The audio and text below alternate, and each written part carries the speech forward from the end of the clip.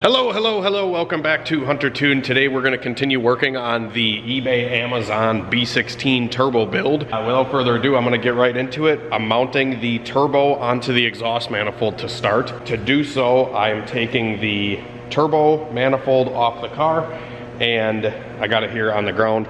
And I'm also disassembling the turbo. Yes, I'm doing this on the floor. So to make this easier, I actually took the turbine housing off of the turbo, and I'm going to bolt the turbine housing onto the manifold first. In the end of the last video, I talked about possibly running a spacer to alleviate the clearance issue between the compressor housing and the #1 runner on this really cheap top mount turbo manifold. So I did buy a 1-inch T3 spacer off of Amazon. I'll probably throw a little screenshot of what it looks like. It's like 20 bucks or something like that, 30 bucks. So I did buy this, but what I had to do is I actually drilled out the holes slightly bigger on this because stuff wasn't really lined up. The cheaper turbo manifold and stuff doesn't seem like the bolt holes are exactly like all the other T3 things. So I drilled these out a little bit, which gives me enough wiggle room in order to get this all bolted together. And if you guys have seen me do turbo builds in the past, I don't run gaskets. I don't usually run the T3 gaskets. You can get really good ones. The ones that come with the VS Racing turbos that I sell are pretty good, but I've just been stuck in my ways for so long because back in the day, all the T3 turbo manifold gaskets you would get would blow out. So I started just not running gaskets, and I haven't had an issue. So that's what I've been kind of sticking to. But on this setup, because I'm not sure exactly how straight the flanges are and stuff like that, I'm putting a little bit of this copper RTV. This is the RTV that I'm using. This is gasket maker specifically for exhaust manifolds and stuff like that. And I've had really good luck with this. I actually run this on all the really high horsepower turbo LS stuff too. You know, 1,000 horsepower, whatever. Running this around the gaskets or around the gasket surfaces works really good. And it keeps everything sealed up because we don't want any exhaust leaks before the turbocharger. Because any sort of exhaust leak before the turbo or going into the turbo causes power loss, boost loss, horsepower, whatever. It causes a power loss, and you'll lose spool time, everything like that. It's better to just seal it up with a little goop. So I'm also running, I just went to Menards and I got the bolts to bolt this all together. These are a 10mm by 1.5 50 millimeter length coarse socket cap screw. So these are an Allen head because a lot of times a hex head doesn't really fit on the turbine housing, or it's really kind of complicated to get the hex head to fit properly. So I usually get these Allen socket style bolts instead. And yeah, this is like a couple bucks for the bolts. And yeah, now I'm gonna get everything bolted together. And holy crap, is the wind howling out there. It's like gusting 40 or 50 miles an hour all day today. I haven't been able to get a paramotor flight in like over a month now, and the forecast doesn't look good. It's just been windy and windy every day. And speaking of how windy it is outside, it reminds me of a Bible verse that I'm gonna share with you guys. It's John 3:8. It says, "The wind blows where it wishes, and you hear its sound, but you do not know where it comes from or where it goes." And it's kind of cool to think about that because the wind is unseen and it has a lot of power to it. Same with God. All right, guys, so I got the turbine housing and the spacer bolted to the manifold. Put the turbo in after we get the manifold bolted to the engine. But next, I'm going to be putting the wastegate on and make sure that I have the fire ring installed. I'm going to show you guys kind of how this goes together. So this is the fire ring that sits in the bottom of the wastegate. This ring actually seals the valve. So this is the plunger valve that opens when boost is applied to the diaphragm. This will open, regulating your boost, and this little ring seals the valve to the manifold. So this sits in this little groove of the manifold, and then kind of all sandwiches together, something like that. And then it's held on with a V-band around here. So I'm gonna get this installed. Sometimes it takes two hands to do this because you have to push and compress the fire ring into the valve. in order to get the clamp on properly. So I'm gonna get the wastegate on, and then we're gonna get this manifold installed and then start working on the oil lines for the turbo. All right guys, so I just got the wastegate bolted on, and I have my vacuum source going to the bottom of the wastegate. On my wastegates, there's 3 spots with 1/8 inch pipe thread. So it's gonna have a couple threaded holes on the bottom section of the wastegate. 3 of them are 1/8 inch NPT, which you can use for your boost reference source on the bottom side of the wastegate. And 2 of them are for liquid cooling. So some guys will run coolant through the wastegate to keep them cool. I've never ran these, so I just usually just leave them open. But there's gonna be 2 other spots where you can run 1/8 inch boost reference hose to, and you have to make sure that you're only using one of these boost reference spots, and the other 2 you plug off with the supplied plugs. So there's gonna be a plug down here and a plug right there, and then one of them, you can choose any of the 3, but you have to plug off the other 2.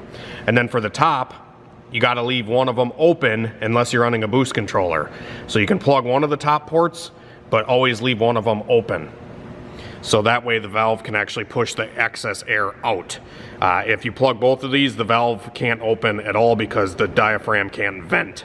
That's all set. Now we can bolt this to the engine. All right guys, so I got the turbo bolted to the manifold, I got the wastegate on, I got the manifold bolted to the cylinder head, and the turbo is just kind of loosely fit in here currently. I took out all the 13mm bolts around the turbine housing that take the main center cartridge and bolted into there. Took all those out, and I loosened all the compressor housing bolts so I can, you know, kind of install this on and off easily without tampering with the surface that I just put that copper RTV on. So that's going to be sealed up pretty good. And now I'm moving on to doing the oil lines. So I got my 3AN to 7/16 by 24 flare fitting right here. We're gonna get this guy installed, and I'm gonna tighten it down. And then I also have one of these flanges that goes from the Garrett GTX style right to a 10AN, and then I have a 10AN 45 on here, and I'm just getting the return line figured out right now.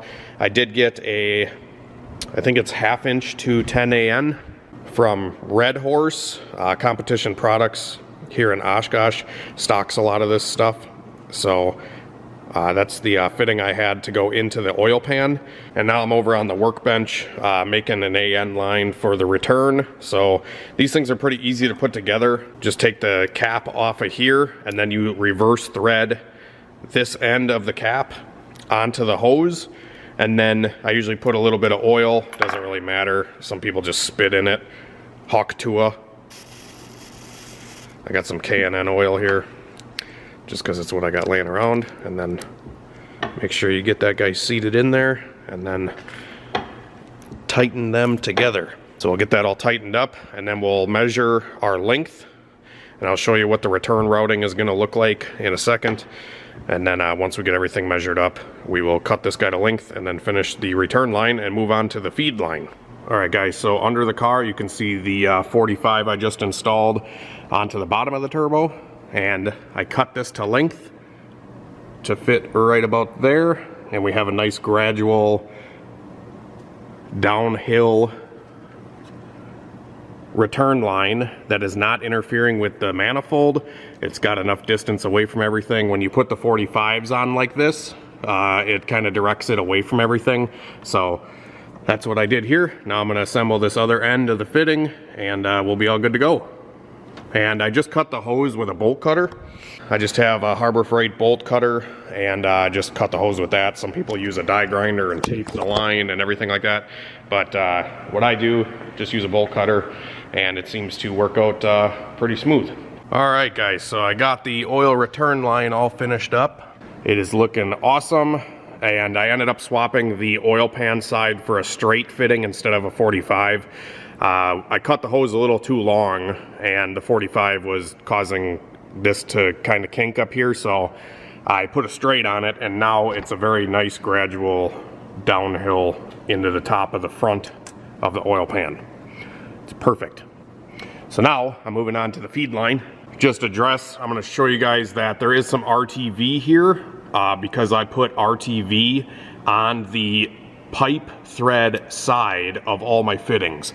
So anything that's pipe thread, whether it's 1/8 inch NPT, 1/2 inch NPT, like what's going into the oil pan, I always put RTV on the threads. So now I'm moving on to the feed line. The back of the block has an 1/8 inch national pipe thread where the oil pressure sending unit goes, and I got an 1/8 inch to -3 fitting right here, and I'm gonna put some goop. Just, it doesn't matter what color RTV, I just use whatever, copper, black, gray, red, whatever. And I just put a little dab, I just put a little dab on the threads there, and then we'll work the RTV around the threads, and then we're gonna thread it into the block. Just make sure not to put RTV on like a flare fitting. You don't need to put it on flare fittings or AN fittings, anything with a flare. It seals with the taper. This seals with the thread, so we need to put something on the thread, and I don't really like using thread tape because it doesn't seem to work as good as just putting a little bit of RTV on it. Alright guys, so you can see, hopefully, next to the oil filter here, we got the feed line hooked into the block, all tightened down, ready to go. So now we're going to move up to the top of the engine and install it onto the turbo side. Alrighty guys, this thing's really coming together. I got the oil feed line tightened down right here, and it's just running over the top of the valve cover right now. I think my CRV build, I like bent the line a little bit, and I got some of them rubber cushion clamps, and I ran the oil feed line this way and then in between the timing belt, but it's fine if it sits right here. I was thinking about tucking it into this groove, but then there's vibration and the metal on metal is gonna, you know, kind of rub away at the line.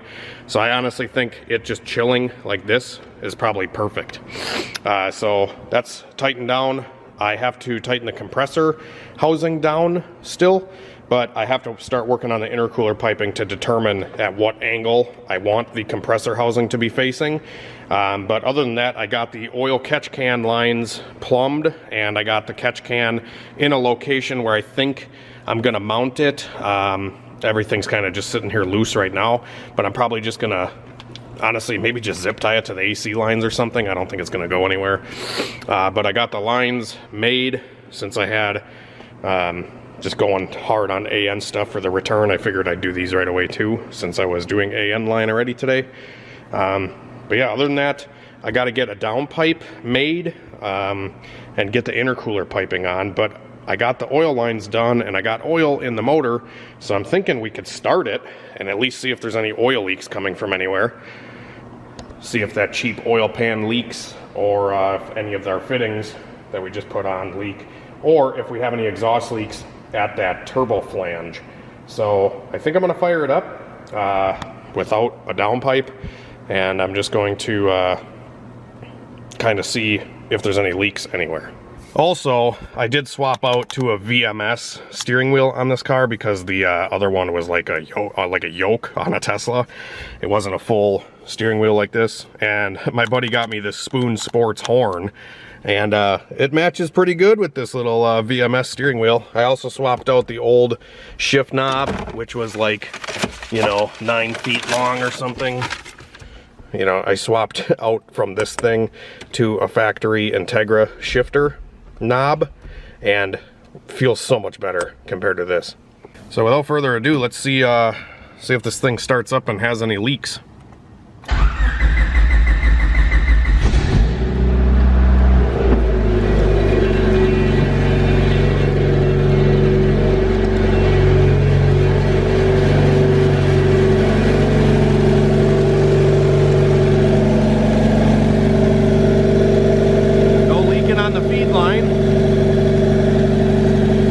Pretty quiet. I don't feel any exhaust leaks down at the turbo flange or where I dented the header, so that's a good thing. No flange leaks here.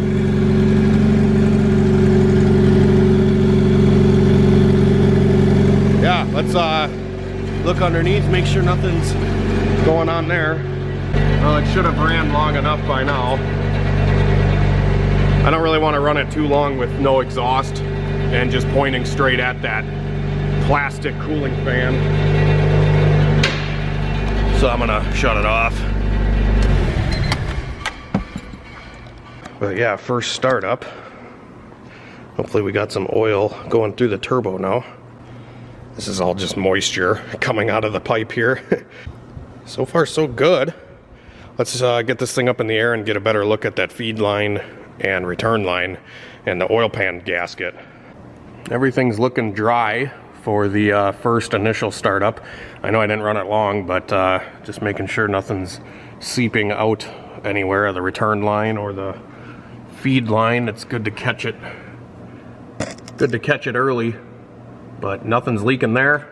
I do got a little bit of oil on the axle from changing the oil before that I never cleaned off, but drain plug's good, rear bung is good, so I think we're good on the oil leaks so far. So now I'm going to probably get the bumper off and start on the intercooler piping. But that's probably gonna be it for this video, guys. At least we got the turbo mounted to the engine. We got oil plumbed to it. I got the oil catch can line done, and I kind of showed you guys putting the wastegate on and all that kind of stuff. So this thing should be up and going pretty soon.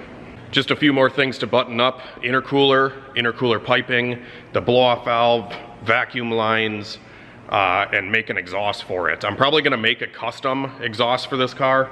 Probably just do like some, you know, Fleet Farm tractor 3-inch pipe and MIG weld it all together. And I might just do 3-inch straight pipe all the way out the back, unless I can find like a cheap eBay kit to bolt on this car and then just make the downpipe to mate to that.